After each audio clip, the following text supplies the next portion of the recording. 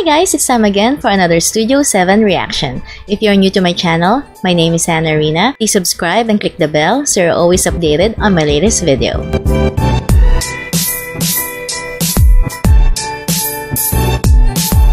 I want to do a shout out to my subscribers and unsubscribers for always watching my videos at nag-iiwan ng mga messages sa comments area.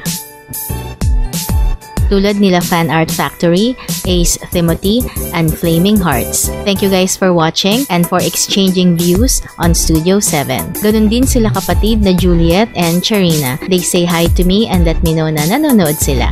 I also want to give a shout out to my gaming friends. It's Brennan PH, Carl Gaming's PHYT, Aldrin PH, and RDJ Games PH. Madalas din silang mag-hi tuwing may bago akong upload. And to my silent viewers na wala pang lakas ng loob na mag-iwan ng mga messages, just type hi, a simple hi will do, or like the video. Okay na yon para malaman ko na nanonood kayo. And if you have a different opinion, okay lang yon, basta respectful lang tayo sa isa't isa. And with that, let's start the reaction video. I think ang January 13 episode ng Studio 7 ay isa sa mga magagandang episodes ng show.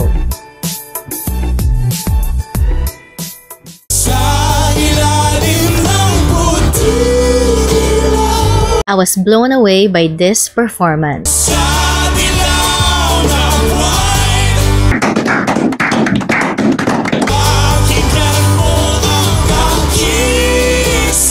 Ibang level ang number na ito. Congrats kay Jong, Josh, and Exunta for covering the song The Moon. Even si Kailin ay nagfa-fangirling sa likod. I was the same habang pinapanood ko ang number na ito.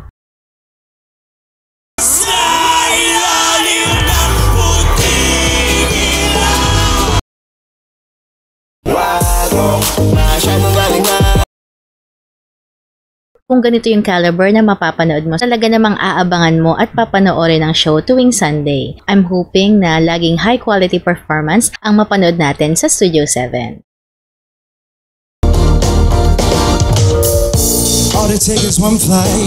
I thoroughly enjoyed this number. Mark Bautista and Migo Adicel showed their charms while singing a Shawn Mendes song. They looked elegant and suave, and I think this was the first time na nagpakita ng old school performance ng Studio 7, so good job for that. Kinilig ako sa performance na ito dahil maganda ang delivery nila. Mark was good in this.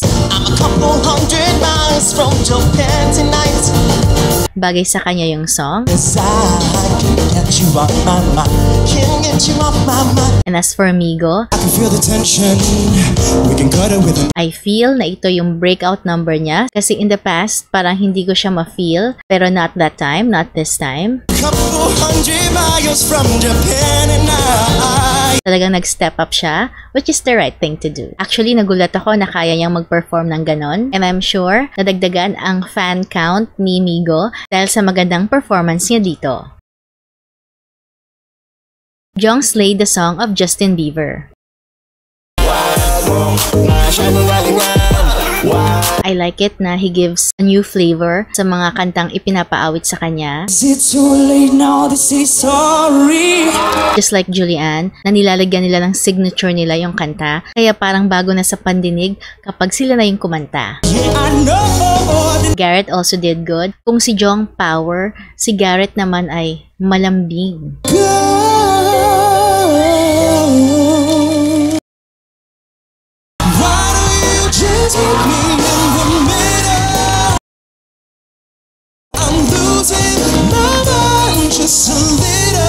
Julianne also did well. What about us? I've said, isa siya talaga sa mga performers sa Studio 7 na kahit anong kanta ay pwedeng ipakanta and she would deliver.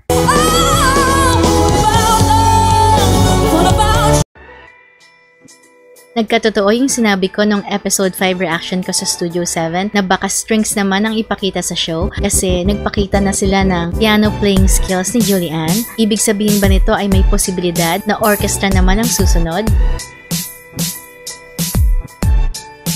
I was excited to watch Glyza De Castro perform at last sa Studio 7. Isa siya sa mga wishlist ko na i-guest sa show. Tulad nung sinabi ko sa episode 4 reaction ko, nung nag-guest si Kylie and si Sanya, siya na lang ang kulang, kumpleto na ang mga sangre sa Studio 7. Glyza sang and danced the song of Carly Rae Jepsen. Hindi ako ganun ka-familiar sa song, but I think she slayed it. I find Glyza multi-talented and humble kasi akala ko with her status hindi mo na siya mapapasayaw, pero sumayaw at kumanta siya. At haltang pinaghandaan niya ang number niya. I was pleasantly surprised na merong reenactment sa Studio 7. I find it good para maiba naman. Magaling ang delivery ni Mikey Quintos at magaling din sila Andrea Torres and Jason Abalos sa mga roles nila. Actually, nakakakilig nga yung reenactment. Isa sa mga tumatak sa akin ay ang pag-reveal kay Golden Cañedo. Ito ng gabing di malilimutan. Hindi ko talaga nakilala si Golden from her profile. Good job sa team behind Golden's new look. Okay ang makeover niya. Mukhang pag-iisipan na nila kung ano ang mga looks ni Golden every time na magpa-perform siya. And aside sa dramatic reveal kay Golden, isa rin sa surprises ay ang pagpa-perform ulit ni Mommy Tiger sa Studio 7. Tandang-tanda ko pa ang ating sumpaan. And aside from that, another surprise ay ang paglabas ni Renz Verano na original na kumanta ng Remember Me. All throughout their performance, nakangiti ako kasi they look sweet and they look cute together. So good job sa nakaisip ng production number na yon.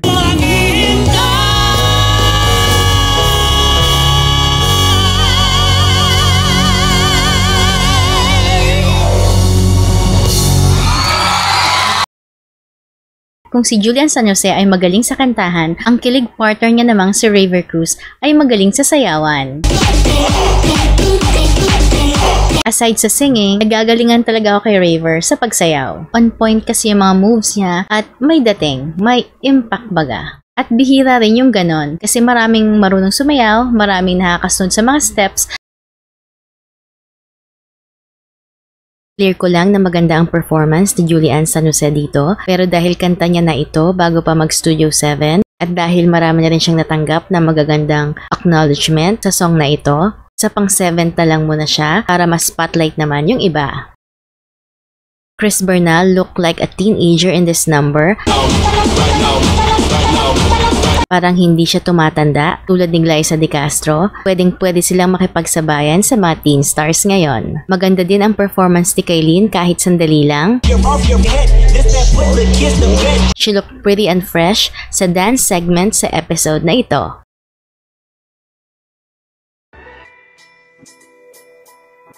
Nahulaan niyo ba ang number 1 performance ko noong January 20 episode ng Studio 7? I'm talking about the Malibu Nights performance of Julian San Jose and Raver Cruz. Umaapaw na kilig ang idinulot nila. It was unexpected.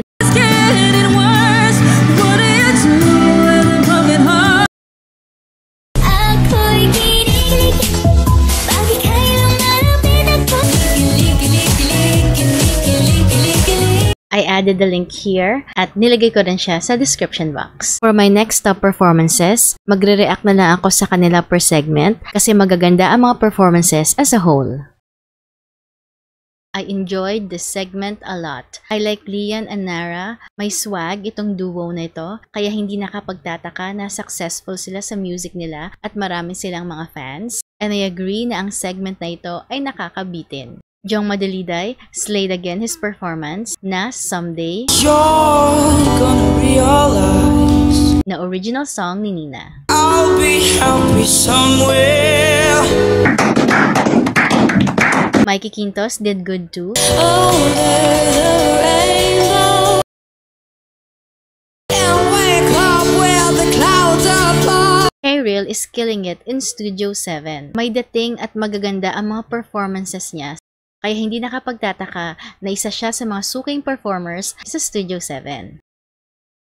Okay ang performance nila Christian Bautista and Julian San Jose. Especially yung part ni Julian.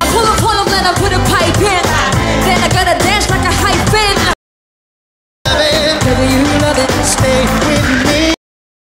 Migo and Kyril did well too. Where did the time go? I wish the hours would go slow. Beautiful sight right now. Beautiful, beautiful light right now. Natural yung raspy voice niya kaya ang gandang pakinggan. Got the end singing right now like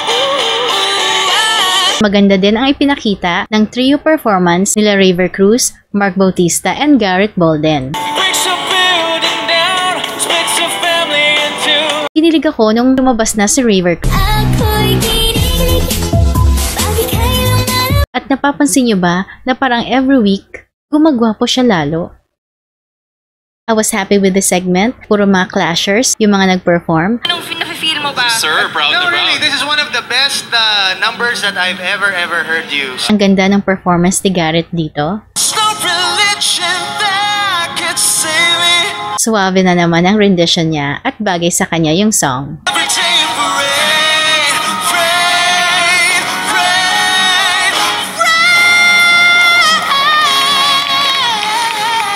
Josh did well too. Sort of bunch of flowers. Isa rin ito sa mga magagandang performances niya sa Studio 7. I was your man.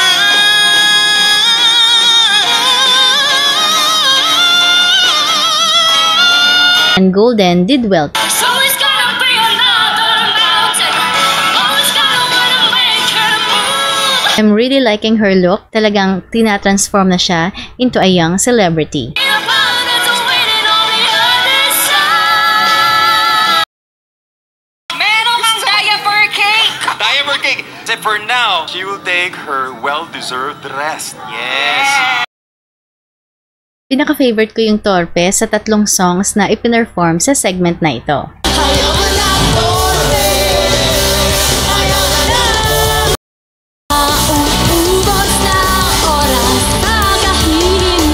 Parang hindi tumatanda si Barbie. I am not a fan of Canto hits. Actually, when I was watching it, I was like, oh no, bakit sila nag-create ng segment na ganyan? Kasi delikado. I'm afraid na baka gayahin ito ng mga bata na nakitang cool sa Studio 7. Remember yung rule, sasayaw pag red, tatakbo pag green, ang kasada ay public use. Kaya for me, habang maaga pa, habang hindi pa siya big deal, i-drop nila ang segment na yan because it doesn't encourage positive behavior. It doesn't encourage safety. Kasi kung may mangyari, definitely mako-call out yung show at pangit yun. At kung may mga batang nanonood sa akin ngayon, bago nyo paniwala na isang bagay, kung meron kayong nakikitang bagay na gusto nyong gayahin, tanongin nyo muna ang sarili nyo kung safe ba yon. At kung ang sagot ay hindi, huwag nyong gagawin. Huwag nyong gagawin. And this is my puppy, Zion. So that's it for me guys. Salamat sa paghihintay sa reaction ko sa Studio 7. Again, please subscribe and click the bell para lagi tayong magkita sa YouTube. See you again soon and watch my other videos.